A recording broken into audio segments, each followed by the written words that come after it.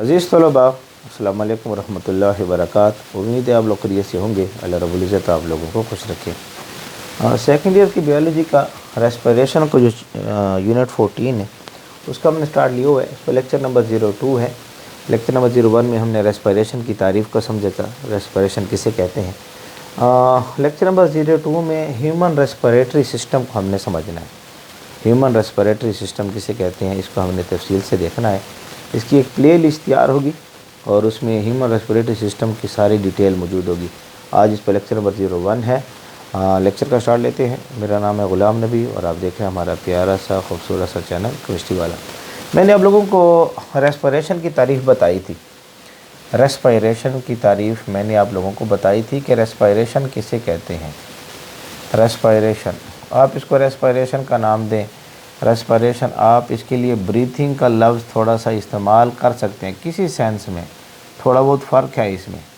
सांस लेना, respiration breathing, सांस लेने के माने में हम इसको क्या करते हैं, इस्तेमाल करते हैं। इसमें मैंने आपको मेन चीज़ जो समझाई थी वो ये होता है कि हमारे पास जो ग्लूकोज है C6 है, H12 है, O6 है, ऑक्सीजन के साथ रिएक्शन करके ये बनाता है कार्बन डाइऑक्साइड प्लस वाटर और प्लस ATP की फॉर्म में एनर्जी पैदा करता है। एडिनोसाइन ट्राईफॉस्फेट की सूरत में ये हमें एनर्जी पैदा करके देता है। ये चीज़ हमने पढ़ी थी। अब जो रेस्पिरेशन के प्रोसेस में मेन काम जो है ना वो ऑक्सीडेशन रिडक्शन प्रोसेस में वो इस ऑक्सीजन का पाया जाता है।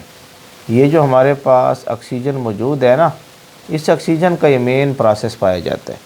तो ये ऑक्सीजन जो है हमारे बदन में कैसे दाखिल होती है, जब हम सांस लेते हैं ना ऐसे इस तरह सांस लेने से ऑक्सीजन हमारे बदन के अंदर दाखिल होती है। तो इसमें ऑक्सीजन सबसे पहले सांस ले रहे हैं तो नोज़ के ज़रिए हमारे पास जो है ऑक्सीजन जिस्म के अंदर दाखिल होती है। तो हमने उन रेस्पिरेटरी ऑर्गन्स को तफसील से पढ़ना है। आज हम नोज़ को डिस्कस करेंगे रेस्पिरेटरी ऑर्गन में, और इसमें ऑक्सीजन अंदर दाखिल होती है। अल्लाह रब्बुल इज़्ज़त ने इस ऑक्सीजन को जब ये नोज़ के ज़रिए दाखिल करवाते हैं ना, तो अब इसमें क्या क्या हिकमतें अल्लाह रब्बुल इज़्ज़त ने रखी हुई हैं इसको हम तफसीलन डिस्कस करेंगे। तो आपने जब रेस्पिरेशन पढ़ना है तो ऑक्सीजन जब दाखिल होती है बदन के अंदर तो इसके लिए इस्तेमाल होंगे आपके पास रेस्पिरेटरी ऑर्गन। रेस्पिरेटरी ऑर्गन इस्तेमाल होंगे, रेस्पिरेटरी ऑर्गन इस्तेमाल होंगे। और उन्हीं रेस्पिरेटरी ऑर्गन में से एक ऑर्गन जो है आज हम डिस्कस कर रहे हैं जिसको हम नोज़ का नाम देते हैं। नोज़, नाक का जिसको हम नाम देते हैं। तो आपके पास ये जो नोज़ है ये आपको डिटेल से हम इसको पढ़ेंगे। अब ये जो नोज़ आपके पास मौजूद है जिसको हम नाक का नाम देते हैं, नोज़, अब ये जो है एक्सटर्नल विजिबल पार्ट है रेस्पिरेटरी सिस्टम का, यानी वो निज़ाम जो रेस्पिरेशन में इस्तेमाल होता है रेस्पिरेटरी सिस्टम कहलाता है। तो ये नोज़ जो है ना ये एक्सटर्नल विजिबल पार्ट है, एक्सटर्नल विजिबल पार्ट है। एक बात ये दिमाग में रख लें, एक्सटर्नल विजिबल पार्ट है रेस्पिरेटरी सिस्टम का। सांस लेने का जो निज़ाम है एक्सटर्नल विजिबल पार्ट है, वो हिस्सा है जो हमें बिल्कुल बाहर से क्या होता है नज़र आ रहा होता है। पहली बात नोज़ के मुतालिक जो है आपको ये पता होनी चाहिए। उसके बाद जो है ह्यूमन नोज़ को हम देखा जाए तो ह्यूमन नोज़ कितनी चीज़ों पर मुश्तमिल है। ह्यूमन नोज़ में एक तो ये आपको हड्डी नज़र आ रही है, ये ऊपर वाली ये जो है ये आपको हड्डी नज़र आ रही है, बोन। ह्यूमन नोज़ के अंदर एक चीज़ जो पाई जाती है उसको हम बोन का नाम देते हैं। बोन, इसमें हड्डी पाई जाती है एक चीज़ ये। दूसरी चीज़ ह्यूमन नोज़ के अंदर जो पाई जाती है वो है ये इलाका, ये जो इलाका है जो इधर भी जा सकता है इधर भी जा सकता है, इसको नाम देते हैं कार्टिलेज। कार्टिलेज हम इसको नाम देते हैं। और तीसरी चीज़ भी इसके हड्डी के अंदर पाई जाती है उसको नाम देते हैं फाइब्रो फैटी टिश्यू।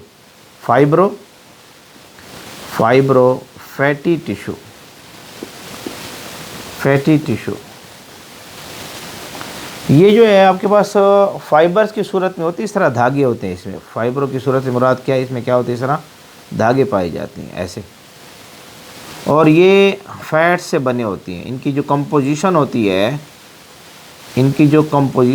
है वो फैट से बनी होती है। कंपोजिशन से मुराद बनावट इनकी किसी फैट से होती है। ये धागे चर्बी से बने होते हैं, फैट से बने होते हैं। आप लोगों ने बायोकेमिस्ट्री में फैट्स का लफ्ज़ सुना होगा, फैट्स, फैटी एसिड। बायोकेमिस्ट्री को हम केमिस्ट्री में पढ़ेंगे, हमारे चैनल का नाम केमिस्ट्री वाला है जिसमें हम बायोलॉजी को पढ़ा रहे हैं। तो आपने इंशाल्लाह बायोकेमिस्ट्री स्टार्ट करें, वहाँ फैट्स को डिटेल से पढ़ेंगे। चर्बी, हम नॉर्मली आप इसको फैट चर्बी का नाम ले लें। ये फैट से बने होती हैं और फाइबर्स की सूरत में होती हैं। इसको फाइबर और फैटी टिश्यू का नाम देते हैं। अगर आप नोज़ को देखें तो नोज़ के अंदर जो है ये 3 चीज़ें पाई जाती है, बोन है, कार्टिलेज है और फाइबर और फैटी टिश्यू जो है ये बोन के अंदर क्या होते हैं, पाए जाते हैं। इन चीज़ों को समझने के बाद जो है, अब यहाँ पर एक चीज़ तो आपको मज़ीद क्लियर होनी चाहिए कि अगर मैं यहाँ पर आपके सामने नोज़ बना लूँ ना, ये ऐसे थोड़ा सा नोज़ को अगर हम ड्रा कर सकें ऐसे, ये जो है ना, ये जो आपके सामने नोज़ बना लें ऐसे थोड़ा सा ये, और इसमें यहाँ पर जो है पर्दा लगा देते हैं ऐसे, या ऐसे थोड़ा सा सीधा बना लो ऐसे ये, और यहाँ सेप्टम होता है, सेप्टम पर्दा दरमियान में, यहाँ एक ये जो है ये एक नास्टर है, दूसरा नास्टर है। तो यहाँ पर आपको जो है यहाँ सेप्टम आपको नज़र आएगा ऐसे। नोज़ का थोड़ा बड़ा बना लेते हैं, सर जी बड़ा बना लें, ये ले लेते हैं जी, नोज़ है थोड़ा सा बड़ा बना लेंगे, खूबसूरत सा नोज़ है। यहाँ पर आपको इस तरह पर्दा नज़र आता है, सेप्टम हम नस्ल कहते हैं, सेप्टम, ठीक है। और ये जो है आपके पास जो है नास्ट्रल है, ये भी आपके पास एक नास्ट्रल है। इनको नाम देते हैं एक्सटर्नल नास्ट्रल, एक्सटर्नल नास्ट्रल्स का नाम दिया जाता है, एक्सटर्नल नास्ट्रल, नास्ट्रल का नाम इनको दिया जाता है। एक लेफ़्ट होता है, एक राइट होता है। इनके दरमियान ये जो आपको नज़र आ रहा है ये सेप्टम है, सेप्टम, इसको सेप्टम का नाम देंगे, सेप्टम। अब ये नोज़ का ये हिस्सा है ना, ये नोज़ को ये हिस्सा और ये हिस्सा, ये आँख के साथ वाला ये हिस्सा और ये हिस्सा, ये यहाँ पर एक हड्डी यहाँ पर है, एक हड्डी यहाँ पर है, ठीक है। ये जो है ना, ये हड्डी इसको सपोर्ट करती है यहाँ पर, ये हिस्सा, एक हड्डी यहाँ पर लगी होती है। अगर ये जो आपके सामने आई बना लो, ये आई है और ये आई है, इसके साथ जो है ये आई मैंने बनाई हुई है, आई, इसको समझिए ऐसे रफली डायग्राम बना रहे हैं, आई, इसके साथ यहाँ पर आपको हड्डी नज़र आएगी ऐसे, और इसके साथ यहाँ पर भी आपको हड्डी नज़र आएगी ऐसे, जो इसको सपोर्ट कर रही होती है, ये ऐसे बोन होती है जिसको सपोर्ट कर रही है। इस बोन के लफ्ज़ इस्तेमाल होता है एथिमाइड बोन, एथिमाइड बोन का हम इसको नाम देते हैं, इसको एथिमाइड बोन। ये सपोर्ट करती है, सपोर्ट करती है, सहारा देती है, सपोर्ट द नोज़, नाक को ये सहारा दे रही होती है, यहाँ से पकड़ी होती है और यहाँ से पकड़ी होती है, तो ये नोज़ को सहारा दे रही होती है, सपोर्ट दे रही होती है। इसको एथिमाइड बोन का हम नाम देते हैं। तो इसमें एक चीज़ जो हमारे पास पाई जाती है, हम उसको एथिमाइड बोन का भी नाम देते हैं। बात समझ आ रही है? अब उसके बाद जो है हम इसमें इस नोज़ के अंदर अगर आप देखें तो आपको जो है मेम्ब्रेन नज़र आएगी, इस तरह मेम्ब्रेन आपको नज़र आएगी, नोज़ के अंदर मेम्ब्रेन नज़र आएगी, इस नोज़ के अंदर आपको मेम्ब्रेन नज़र आएगी, इसके अंदर मेम्ब्रेन नज़र आएगी। उस मेम्ब्रेन को नाम देते हैं म्यूकस मेम्ब्रेन। यहाँ बना लेते हैं, ये मैंने नोज़ बनाया है ना, ये बड़ा सा नोज़ मैंने बना लिया ये ऐसे, ठीक है, और दरमियान में सेप्टम है। तो आप देखेंगे कि इसके अंदर की तरफ आपको मेम्ब्रेन नज़र आएगी, मेम्ब्रेन, ठीक है, इसके अंदर की तरफ से आपको मेम्ब्रेन नज़र आएगी, मेम्ब्रेन। इस मेम्ब्रेन को नाम देते हैं म्यूकस मेम्ब्रेन, म्यूकस मेम्ब्रेन हम इसको नाम देते हैं म्यूकस मेम्ब्रेन। इसमें छोटे छोटे आपको बाल नज़र आएंगे, इसमें छोटे छोटे आपको क्या नज़र आएंगे, बाल नज़र आएंगे ऐसे छोटे, इन बालों को नाम देते हैं सीलिया। तो ये सिलिएटेड म्यूकस मेम्ब्रेन है। ये जो म्यूकस मेम्ब्रेन है ये प्रोड्यूस करती है म्यूकस, अंदर एक लेशदार मादा पैदा करती है जिसको म्यूकस का नाम देते हैं, स्टिकिंग मटेरियल पैदा करती है, स्टिकिंग मटेरियल, लेशदार मादा पैदा करती है। इस लेशदार मादे के लिए लफ्ज़ इस्तेमाल करती हैं म्यूकस, हम इसको म्यूकस का नाम देते हैं ये। और इसमें ये जो सीलिया है, ये जो है ना, ये सीलिया और ये जो है ये म्यूकस, इनका बड़ा अहम काम होता है, सीलिया और म्यूकस का बड़ा अहम काम पाया जाता है। आपने जब सांस लेते ना ऐसे, ऐसे। तो इसमें हवा के अंदर जो है डस्ट पार्टिकल्स होते हैं, हवा के अंदर डस्ट पार्टिकल्स होते हैं, पैथोजेंस होते हैं, बैक्टीरिया होते हैं, बहुत सारी चीज़ें होती हैं। तो जो बड़े बड़े डस्ट पार्टिकल्स होती हैं ना, उनको ये सीलिया पकड़ती है। तो इस सीलिया का काम ये होता है कि अल्लाह रब्बुल ने सीलिया जो रखा हुआ है ना, ये क्या करती है, जो आपके पास लार्ज डस्ट पार्टिकल है ना, dust particles, large dust particles, ये उनको क्या करती है, कैप्चर करती है, पकड़ लेती है, कैप्चर कर लेती है, पकड़ लेती है। एक चीज़ बात समझ आ रही कि नहीं? जो छोटे छोटे डस्ट पार्टिकल्स होते हैं उनको म्यूकस मेम्ब्रेन जो है पकड़ती है। वेरी स्मॉल टिनी स्मॉल पार्टिकल्स को म्यूकस मेम्ब्रेन पकड़ती है।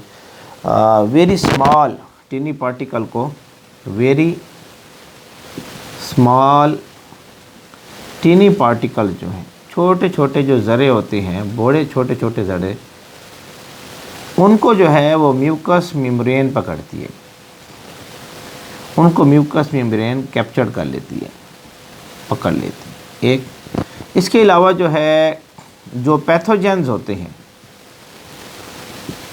पैथोजेंस हमारे पास बीमारी पैदा करने वाले जानदार, बैक्टीरिया ले लें, इसमें आप बैक्टीरिया ले लें, हवा के अंदर बैक्टीरिया है, उनको भी ये फिल्टर करती है,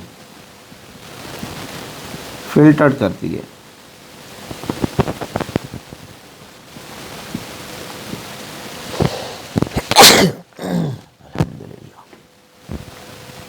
उनको ये फिल्टर करती है, ये साफ़ करती है। इससे ये पता चलता है कि सीलिया और म्यूकस मेम्ब्रेन जो है ना, ये फिल्ट्रेशन का काम कर रही है। सीलिया और म्यूकस मेम्ब्रेन का काम जो है ये फिल्ट्रेशन वाला है।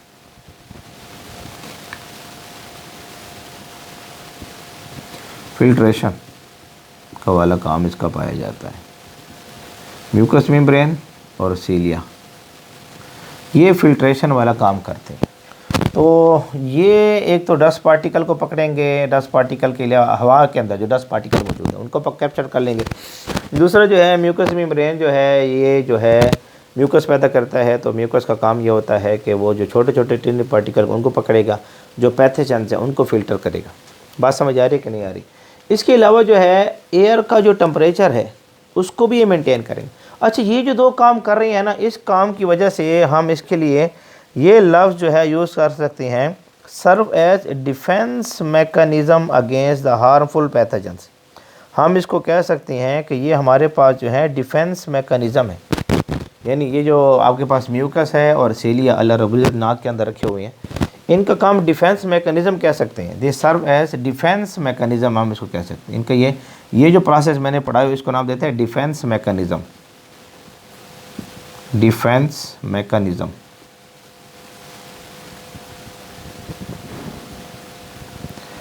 इसको कहते हैं डिफेंस मैकेनिज़्म। और ये डिफेंस मैकेनिज़्म कौन कर रहा है? सीलिया और म्यूकस मेम्ब्रेन।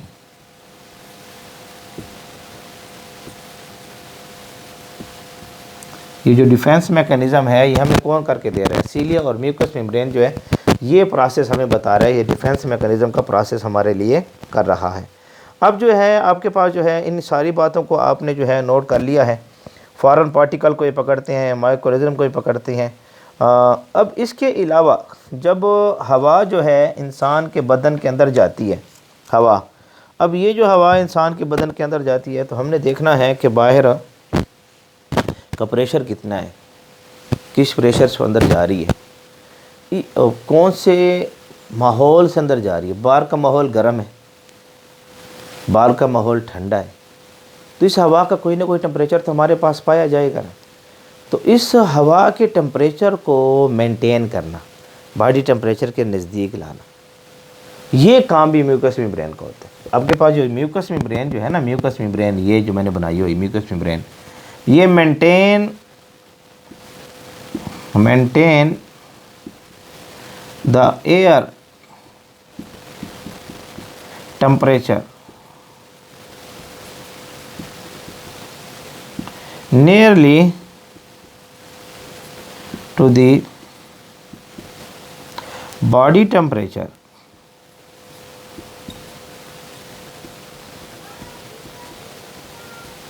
Of human. क्या ख्याल है कितना टेम्परेचर बना? नॉर्मली देखा गया है कि ये टेम्परेचर जो है ना, टेम्परेचर एयर का उसको मेंटेन करती है, एयर के जो टेम्परेचर को मेंटेन करती है नॉर्मली 30 डिग्री सेंटीग्रेड तक लाती है। ठंडी हवा हो तो उसको थोड़ा गर्म करेगी, गर्म हवा होगी तो उसको थोड़ा ठंडी करेगी। ये ठंडापन पैदा करेगी गर्म हवा में, और जो ठंडी हवा है उसमें थोड़ा सा वार्म लाएगी। तकरीबन 30 डिग्री सेंटीग्रेड तक टेम्परेचर को ये लाती है। इसको भी अच्छे तरीके से आपने क्या करना है, नोट रखना है। तो आपके पास जो है ये कुछ बातें थी, हमने जो है रेस्पिरेटरी सिस्टम में आज का जो रेस्पिरेटरी आर्गन हमारे पास जो है, रेस्पिरेशन के प्रोसेस वो प्रोसेस, ठीक है, ये रेस्पिरेटरी आर्गन हमारे पास मौजूद हैं, और ये रेस्पिरेटरी आर्गन मिलकर हमारे पास जो है एक रेस्पिरेटरी सिस्टम बनाते हैं। क्या बनाते हैं? Respiratory system. तो हमारे पास ये जो रेस्पिरेटरी आर्गन हमारे पास मौजूद है, ये मिलकर हमें क्या बना कर देती हैं? रेस्पिरेटरी सिस्टम बना कर देते हैं। तो ये जो रेस्पिरेटरी सिस्टम हमने शुरू किया है ना, उसमें सबसे पहले हमने एक आर्गन देखा है नोज, जिसको रेस्पिरेटरी आर्गन का नाम दिया जाता है। उसकी इस डिटेल को जो है आपने अच्छे तरीके से क्या करना है, याद कर लेना है। तो मैं साइड पर रह रहा हूँ, इसको नोट कर लें। इस पर तफसीलन एक एक लेक्चर हम देते जाएंगे और बात करते रहेंगे इंशाअल्लाह अज़ीज़। इसको नोट कर लें, शाबाश, नोट कर लें, नोट कर लें, शाबाश, नोट कर लें। तो उम्मीद है आप लोगों को हमारा आज का लेक्चर पसंद आया होगा। नोज़ के बाद हवा कहाँ जाती है, किस आर्गन की तरफ जाती है, और आहिस्ता आहिस्ता करके लंग्स तक पहुँचती है। एक एक करके हम सारे आर्गन्स को, उनके स्ट्रक्चर की थोड़ी बहुत एनाटॉमी उनकी डिस्कस करते रहेंगे और उनके फंक्शन को भी डिस्कस करते रहेंगे। तब तक हमारे साथ बने रहें, जुड़े रहें। अल्लाह रब्बुल इज़्ज़त आप लोगों को खुश रखें।